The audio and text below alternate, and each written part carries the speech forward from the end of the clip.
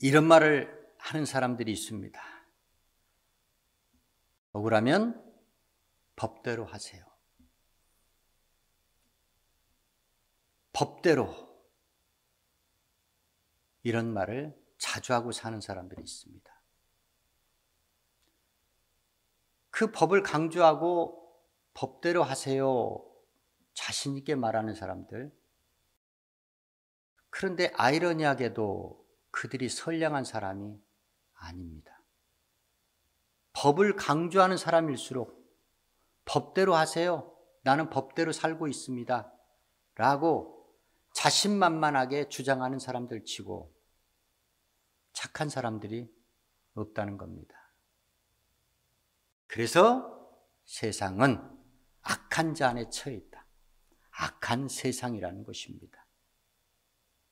표면적으로 드러나는 것, 나타나는 것과 그 배후에 감추어져 있는 것들이 정반대, 이질적인 것이요.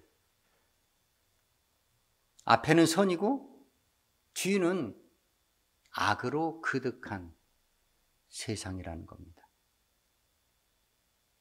자, 법대로 법을 강조하는 사람들, 그들이 누구인가? 이기와 탐욕으로 가득 찬 이웃을 학대하는 사람입니다. 이웃에게 해를 끼치는 사람들입니다. 이 악인들이 세상에서는 승승장구 잘 됩니다. 그들의 삶은 형통합니다. 그렇지만 성경의 말씀은 그들을 결코 부러워하지 말라고 합니다. 왜냐? 한시적이니까. 이 세상 사는 짧은 안개같이 어느샌가 사라져버리는 짧은 이 세상, 이 한 세상 가운데 그렇게 누리며 사는 그런 복 아닌 저주이기 때문에 성경의 말씀은 그들을 절대로 부러워하지 말라고 성도들에게 권면하는 것입니다. 그렇습니다. 법대로, 법을 잘 아는 사람들이죠. 이들은 법을 만들고 입법, 법을 행사하고 행정, 그리고 법을 재판하고 판단하는 사법, 입법과 사법, 행정, 우리네 삶에 있어서 가장 중요한 부서에서 막강한 권력을 행사하는 그들이 법을 강조합니다. 그러면서도 그들은 교묘하게 법망을 미꾸라지 아닌 법꾸라지가 되어 잘도 빠져나가면서 사회에 크나큰 폐해를 끼치는 악인들 중에 악인들. 그들이 바로 사회 지도층에 있는 저명 인사들입니다. 거짓과 탐욕, 위선으로 가득 찬 외식하는 자들. 그들에게 선지자들도 또 메시아 예수 그리스도도 오시어서 그들을 질책하시며 그들에게 준엄한 심판이 있을 것을 말씀하셨습니다. 하나님께서 만든 율법의 말씀이 세상을 지배하면 아무런 문제가 없겠는데 죄인들, 악인들이 만든 그 법이 얼마나 허술하겠습니까? 얼마나 문제투성이겠습니까? 그래서 악인들이 그 법망을 교묘히 잘 빠져나가면서 오히려 그 법을 악용해서 그들은 자기 사리 사욕을 챙긴다는 것입니다.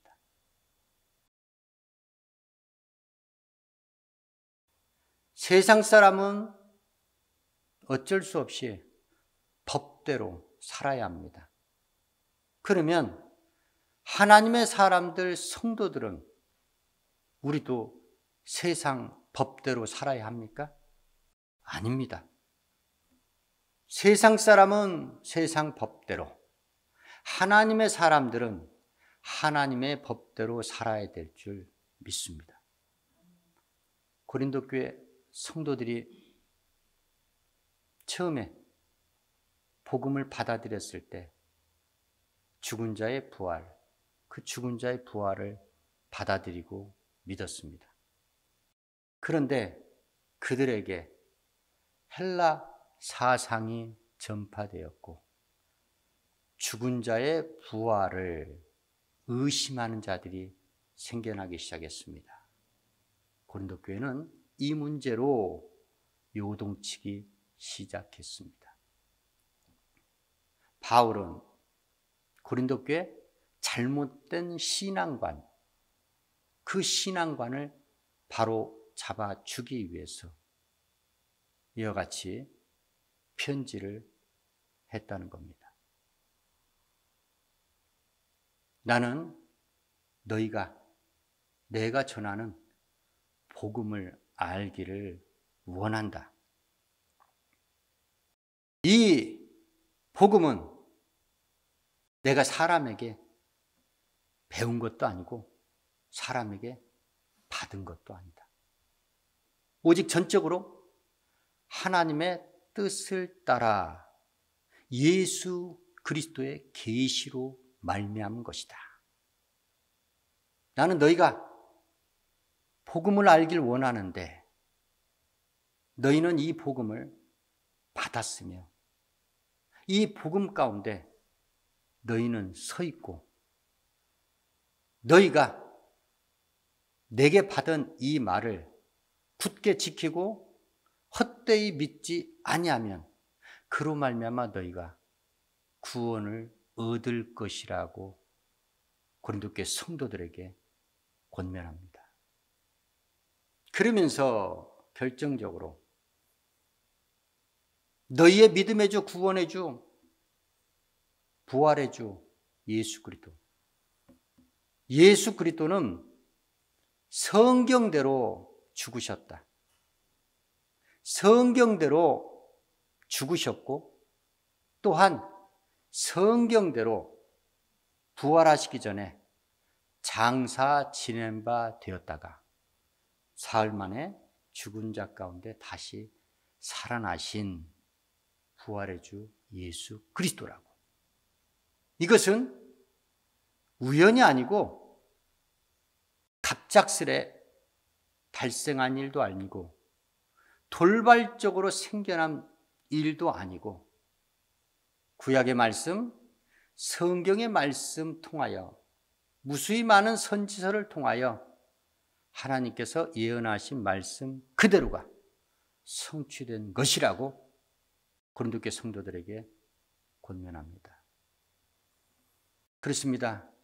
우리가 한 가지 주목할 것이 예수 그리스도는 우리 사람의 몸 육체를 입고 이 땅에 오신 성육신하신 성자 예수 그리스도이십니다. 육체를 입고 오셨기 때문에 죽으실 수 있었다는 겁니다. 육체가 없으면 죽음이 없습니다. 왜냐? 영혼 자체는 죽음이라는 것이 없습니다. 영생하는 것이기 때문에 영혼은 예수께서 죽으시기 위하여, 누구 죄를 위하여? 예수께서 성경대로 우리 죄를 위하여 죽으시기 위해서 오셨다는 겁니다. 우리의 죄 어떤 죄? 우리가 한 번 지었던 원죄, 그 죄 문제를 해결하기 위해서 예수께서는 이 땅에 오셔서 죽으셨다는 겁니다. 죄 없으신 거룩하신 의인 예수 그리스도께서 아담 이후에 모든 죄인들의 죄 문제 해결하기 위해서 그 죄짐을 지고 십자가에 죽으셨다는 겁니다. 죽으시고 그분은 장사 지낸 바 되었다는 겁니다. 장사는 죽은 자를 매장하는 의식입니다. 산자와 죽은 자를 별리하는, 구별 짓는 의식이 바로 장사입니다. 썩어 없어질 몸은 그 몸이 되게끔 매장해야 됩니다. 다시 한번 힘주어 여러분께 말씀을 드리지만 이 말씀을 듣는 여러분들 가운데서는 단 한 사람도 인위적으로 시신을 훼손하는, 절대로 화장하는 그런 일 없기를 예수 이름으로 축원합니다. 성경에 어느 한 군데도 화장이 나오지 않습니다. 시신을 불태워 없애는 건 그것은 이교도들의 의식이지 하나님을 믿는 하나님의 사람들이 아무리 요즘에 땅이 없어서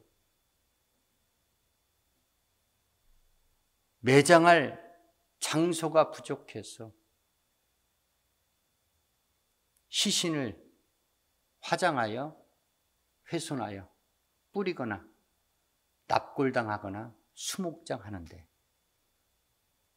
예수를 모르는 사람들, 성경을 모르는 사람들은 그렇게도 무방합니다. 왜냐? 그들은 어차피 예수를 안 믿으니까 그들이 갈 곳은 우리와 다른 곳이기 때문에 그럴 수 있습니다. 그런데 어찌하여 하나님을 믿는 사람들이, 하나님의 말씀을 받은 사람들이 성경에는 전혀 없는 이교도들이 행하는 그 의식하에 어찌하여 그 후손들로 하여금 자신의 시신을 훼손하게 만듭니까? 헬라 사상과 무엇이 다릅니까? 영혼 불멸, 영혼이 구원받는 것이지 육체가 구원받는 것이 아니다. 그러니까 육체는 빨리 없애버려야 된다. 죄의 근원이니까. 예수님께서 예수님의 육체를 없애버렸습니까? 장사 지낸 바 되었다. 뭐대로? 성경대로, 말씀대로. 죽으신 것도 성경대로, 우리 죄를 위하여 죽으신 것도 성경대로, 장사 지낸 바 된 것도 성경대로, 죽은 자 가운데 사흘 만에 살아나신 것도 성경대로, 말씀대로 그렇게 하셨다는 겁니다. 아나니아 삽비라 주의 영을 속이고 하나님 앞에 거짓말했던, 그래서 베드로의 말 한마디에 즉사했던 아나니아 삽비라, 그들의 시신도 그 악인들도 없애버리지 않았습니다. 매장하셨습니다. 매장. 장사를 지냈다는 겁니다. 그런데 어찌하여 하나님을 믿는 주의 성도들이 나중에 어찌 되려고, 이제 말씀이 이어집니다.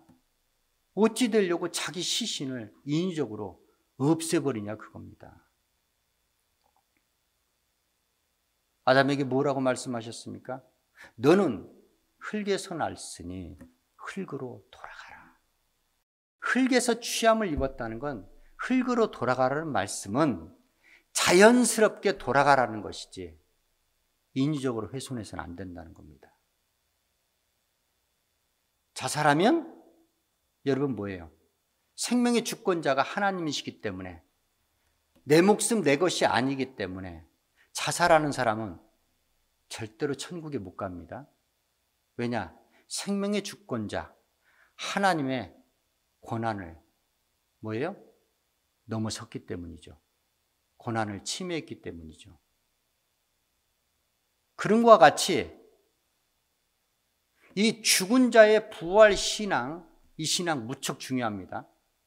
마지막 때, 재림의 때, 지금이 아니지만 그때 이제 크나큰 문제가 발생한다는 것입니다.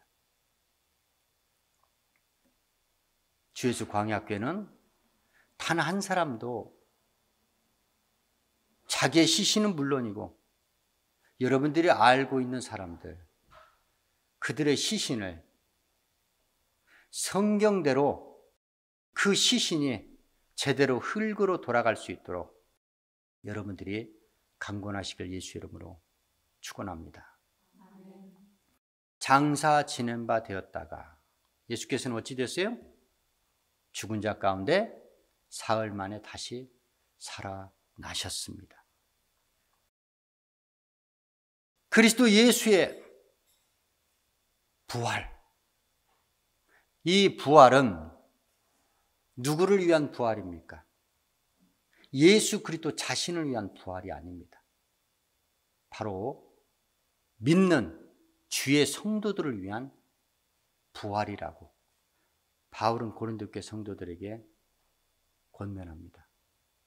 만일 죽은 자의 부활이 없다면 하나님께서 예수 그리스도를 다시 살리시지 아니했다. 예수 그리스도의 부활이 없다면 우리의 전파하는 것도 헛것이고 너희의 믿음도 헛것이고 우리 믿는 자들이 바라는 것이 결국 이생뿐, 이 세상의 삶에 국한된 것이라면 모든 사람들 가운데 우리 믿는 사람들처럼 불쌍한 자들이 없다라고 합니다. 그렇습니다. 우리의 신앙은 구원 얻을 만한 신앙을 소유하고 있는 자들은 반드시 성경대로 육체의 부활을 믿는 그 부활 신앙을 가지고 있어야 한다는 겁니다. 그 신앙이 없는 자들의 믿음은 헛것이라는 겁니다. 또한 그런 복음을 전해서는 안 된다는 것이죠. 반드시 육체의 부활, 죽은 자의 부활을 우리는 정확히 전파해야 되고 마지막 때 이 죽은 자들이 부활해서 부활의 첫 열매 되신 예수 그리스도와 연합해서 영원한 영생에 들어간다는 이 참 복음, 이 진리를 반드시 전해야 한다는 것입니다. 우리 주 예수 그리스도의 부활은 무수히 많은 목격자가 나왔고 그 가운데 죄인 중에 괴수, 교회를 핍박하며 성도들을 핍박했던 하나님의 원수 노릇을 자청했던 사도 바울, 그가 전적으로 하나님의 은혜로 말미암아 복음 전하는 것으로 택정함을 입었기에 그로 말미암아 죽은 자의 부활의 신앙, 죽은 자의 부활이 더욱더 전 세계적으로 빨리 그 복음이 전파되고 확산되었다는 것입니다. 그렇습니다. 죽은 자의 부활의 신앙, 그것은 이와 같습니다. 썩을 것을 심고 썩지 아니할 것으로 살고 욕된 것을 심고 영광된 것으로 다시 살며 약한 것으로 심고 강한 것으로 다시 살며 육의 몸을 심고 신령한 몸으로 다시 산다는 것입니다. 첫사람 아담은 산 영이 되었담과 같이 마지막 아담 예수 그리스도는 살려주는 영이 되었다는 것입니다. 살려주는 영이 무엇이냐? 부활의 영을 뜻하는 것이에요. 흙에 속한 자는 흙에 속한 자들 같이, 하늘에 속한 자는 하늘에 속한 자들과 같이 흙에 속한 자의 형상이 있듯이 하늘에 속한 자의 형상이 따로 있다는 겁니다. 이것이 바로 육의 몸과 신령한 몸을 두고 일컫는 것입니다. 그렇기 때문에 전자에 말씀드린 사람이 죽으면 장사 지낸 바 되어야 된다. 매장을 해야 된다. 그게 뭐예요? 육의 몸을 이 땅에 심는 것을 말합니다. 그래야만이 마지막 때 그 심은 육의 몸이 신령한 몸으로 변화받을 수 있다는 겁니다. 썩을 것은 썩지 아니함을 입고 죽을 것은 죽지 아니함을 입기 때문입니다. 죽을 것이, 썩을 것이 생명에 삼킨 바 되기 때문에 죽었지만 다시 신령한 몸으로 영원히 사는 그러한 역사가 나타나게 된다는 것입니다. 주의 강림의 때 죽게 붙은 자들, 먼저는 죽은 자들이 이후에는 살아남은 자들이 구름 속으로 들려 올려져 주를 영접하고 주와 함께 영원히 존재한다는 것입니다. 주와 함께 영원히 다시 살게 된다는 것입니다. 이것이 바로 죽은 자의 부활에 관한 신앙입니다. 세상 사람들은 세상 법대로 살아야 됩니다. 하나님의 사람들, 성도들은 반드시 하나님의 법, 말씀, 성경대로 살아야 될 줄 믿습니다. 우리의 마지막 희망이 무엇입니까? 아니, 그 마지막 희망은 우리 생의 모든 희망이기도 합니다. 우리의 희망은, 우리의 소망은 이 생에 있는 것이 아닙니다. 이 생뿐이 아닙니다. 우리는 이 생을 넘은 바로 영원한 삶, 주의 나라에서 주와 함께 동거하며 살아갈 영원한 삶, 그 삶이 우리의 희망이요, 우리의 소망이기 때문에 우리는 반드시 어떠한 일이 있어도 죽은 자의 부활에 관한 신앙으로 무장해야 한다는 것입니다. 죽은 자의 부활 신앙으로 흔들림 없이 견고히 서야 될 줄 믿습니다. 죽은 자의 부활 신앙으로 우리는 주 앞에 확고부동한 굳건한 믿음으로 서야 될 줄 믿습니다. 주의 강림의 때, 주님이 우리 영혼을 부를 때 우리는 지체 없이 썩지 아니할 신령한 몸을 입고 주를 영접하여